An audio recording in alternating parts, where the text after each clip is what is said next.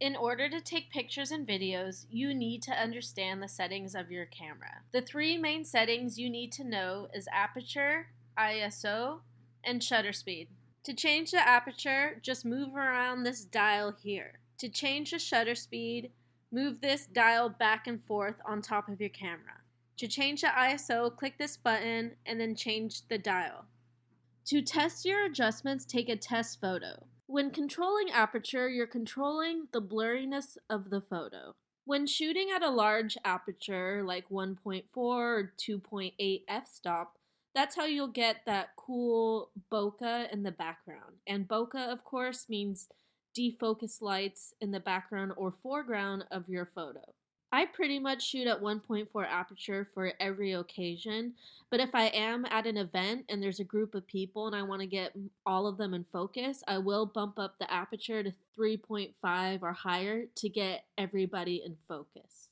Shutter speed is important because it controls how fast the shutter on your camera opens and how much light is allowed in. In a dark, low-lit situation, you'll want a slow shutter speed, but in the middle of a bright sunny day, you'll want a fast shutter speed. If it's bright and sunny outside, make sure to always set your ISO to 100. ISO and shutter speed work the same in the sense that both settings allow more light into the camera. If you're not able to adjust these settings on your camera's probably not in the manual mode setting. Once your camera is in manual mode, you can now adjust the aperture, ISO, and shutter speed. Practice and trial and error is the best way to understand how aperture, ISO, and shutter speed work. When it comes to taking pictures, you must shoot in RAW, RAW. There's no way around it. The files are going to be quite large in RAW, but you can edit the files way better than if shooting in JPEG. JPEG really sucks, so never shoot with that. So just to review, aperture controls the blurriness of an image. ISO and shutter speed control how much light is allowed into the camera.